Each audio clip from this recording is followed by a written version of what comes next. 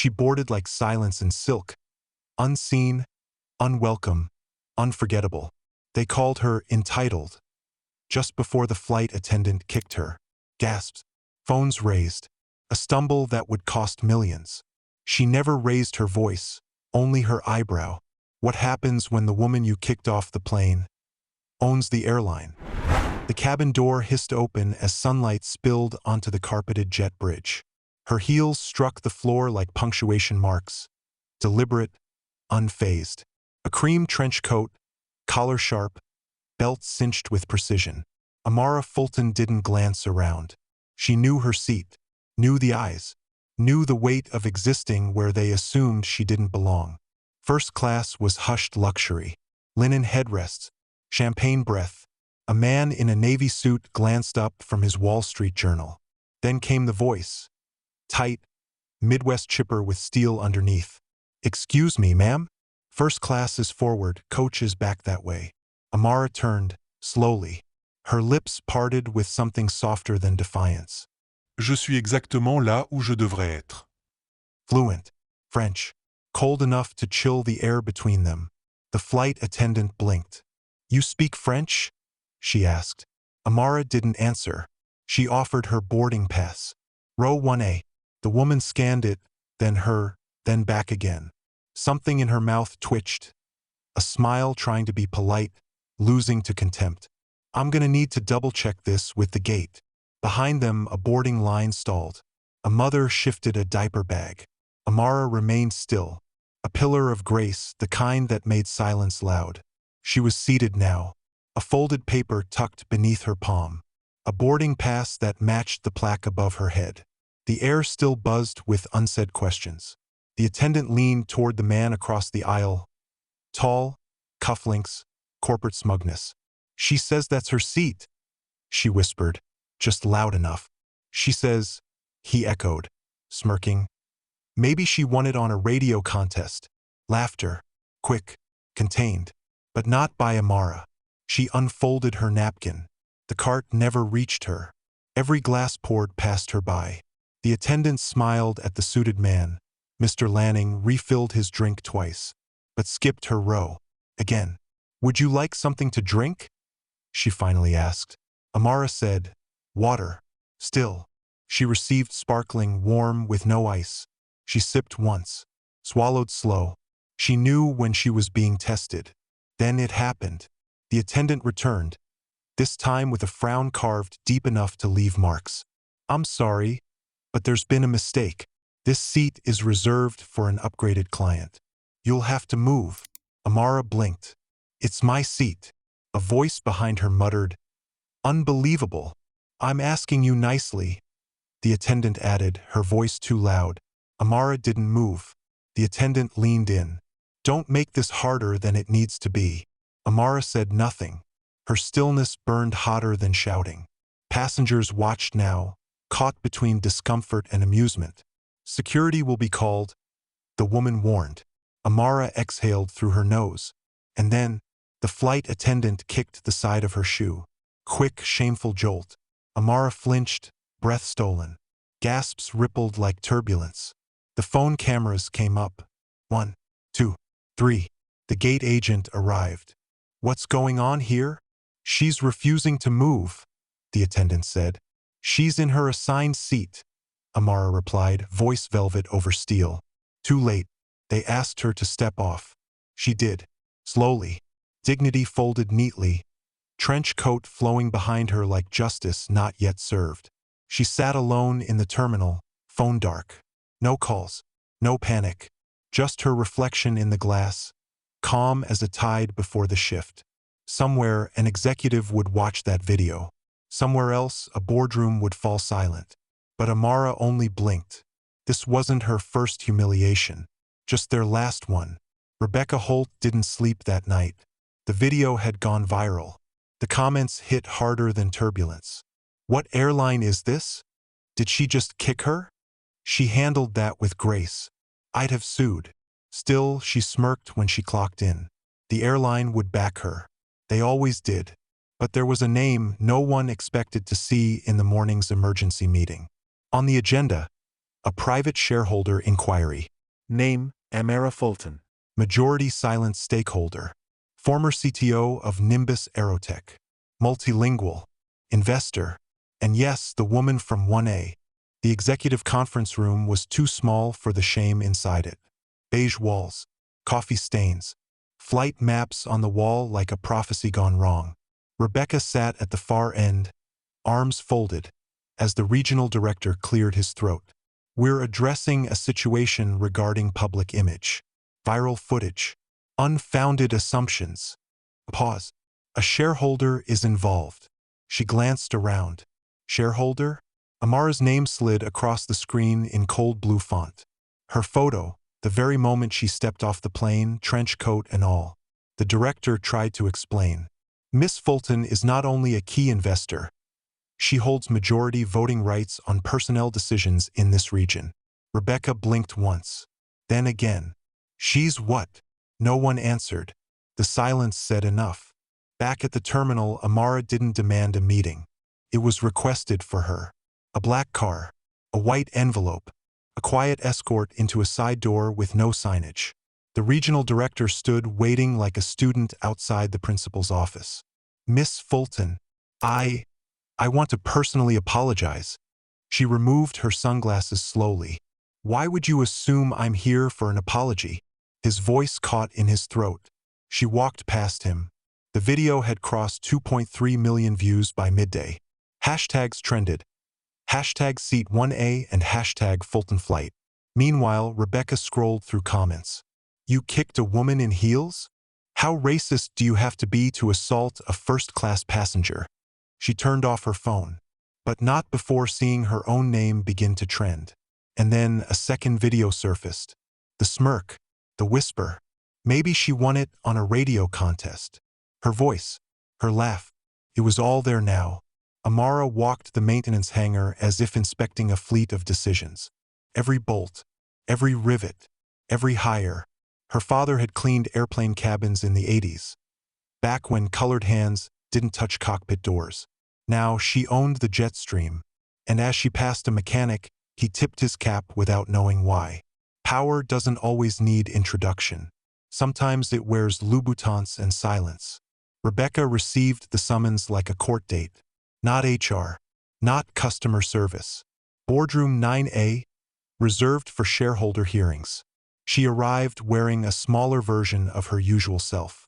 Flats, hair pulled back, the kind of posture that used to belong to passengers she dismissed. Now it was hers. Inside, Amara sat already.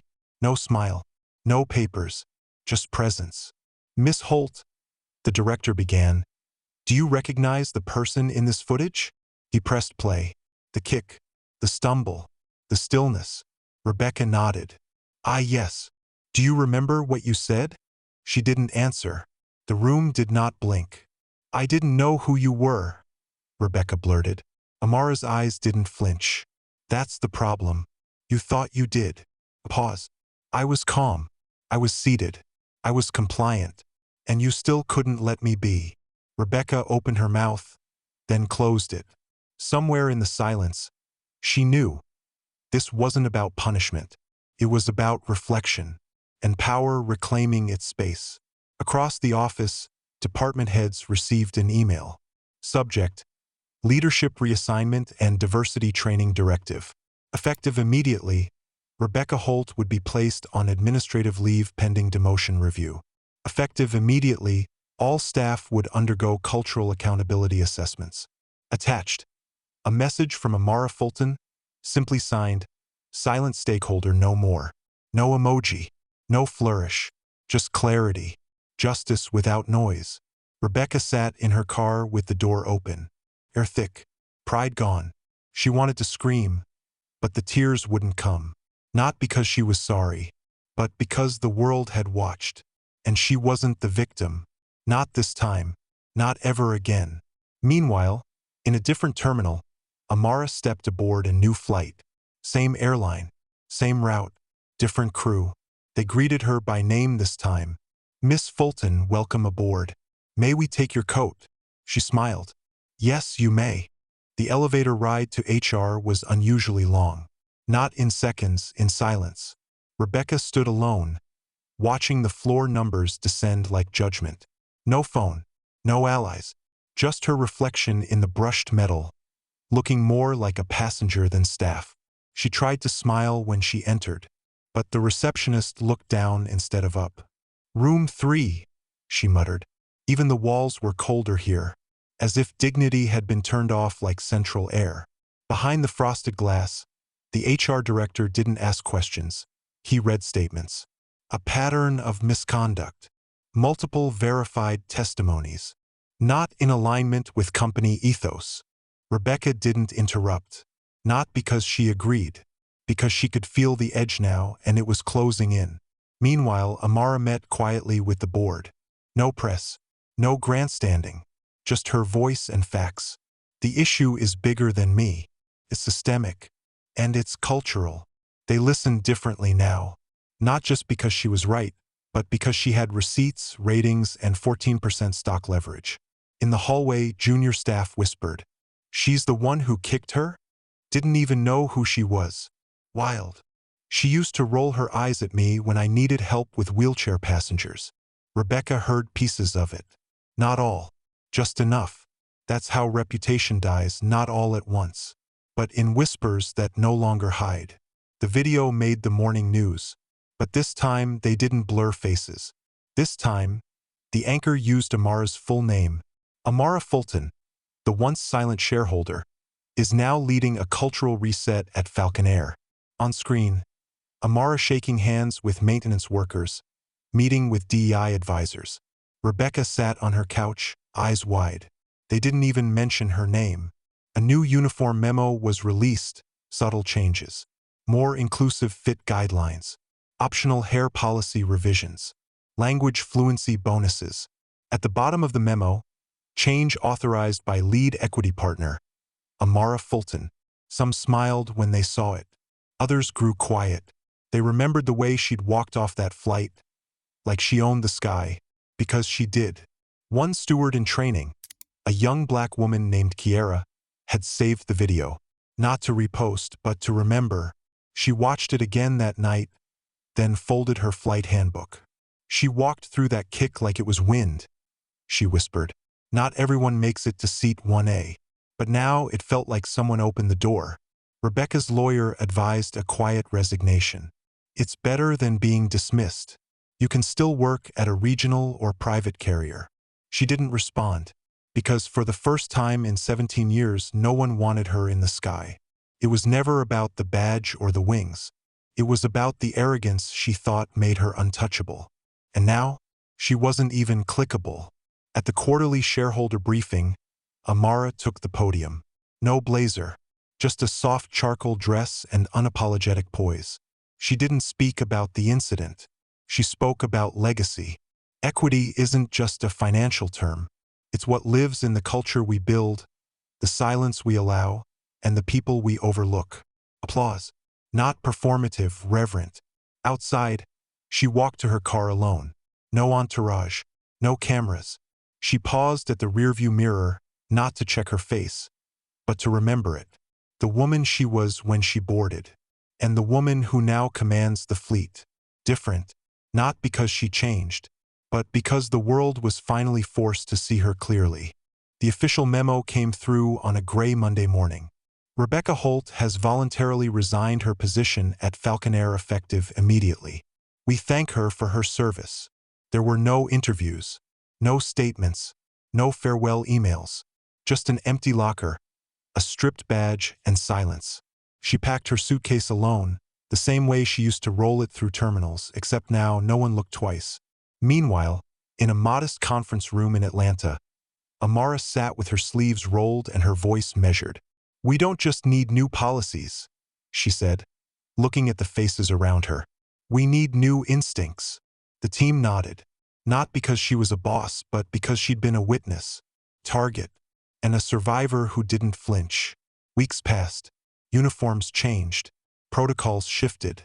Conversations that used to get side eyes now got head nods. Flight 319 lifted off from Houston. Kiera, the new steward, stood confidently, adjusting the lapel of her uniform. She had read about Amara's journey, watched it, carried it like armor. Now, she welcomed passengers with the grace of someone who'd seen the sky change. Seat 1A remained sacred, not because of who sat there, but because of what it meant: visibility, power, presence. A seat no longer reserved for the privileged, but claimed by the worthy. Amara walked through a different terminal now. Not watched, not dismissed, recognized. 2 employees passed her in silence, then turned. "That's her," one whispered. "No, that's the her." She didn't stop. She didn't smile. She didn't need to. Her walk said everything. 1 floor above, a DI task force gathered for their first real training. Not the performative kind. The real kind. The necessary kind. On the screen was a paused video, Rebecca's foot. Amara's stillness. A moment frozen in history. The facilitator asked one question. What does power look like when it doesn't have to shout? Months later, a shareholder dinner brought together the old and the new. Amara took no podium. She sat at the head of the table quietly. Her presence was the speech. Her stillness the declaration. Someone toasted her, but she lifted her glass without a word. She knew the real win wasn't in applause. It was in the culture shift. That night, in her quiet home overlooking the city, Amara opened a worn leather journal. Inside was a note she once scribbled in a layover hotel years ago. "Let them underestimate you. Just never do it to yourself." She smiled, folded it closed, then placed her badge beside it. Not the shareholder one, the first one. The one from when she started. A reminder of who she'd always been. She didn't take the airline back. She took the narrative back and rewrote it in her own altitude. Sometimes, justice doesn't arrive with noise. It arrives with posture, with silence, with a seat finally claimed. Amara didn't just walk off that plane. She took every assumption, every glance, every dismissal, and turned it into policy. How would you respond if the world kicked you down and didn't know you owned the ground they stood on? Tell us in the comments. What do you think should have happened to Rebecca? Have you ever been underestimated in silence? Like, share, subscribe, because somewhere out there, someone is still being dismissed, and someone else is quietly taking the reins. This is Justice Throne, where power rises even when the world looks away.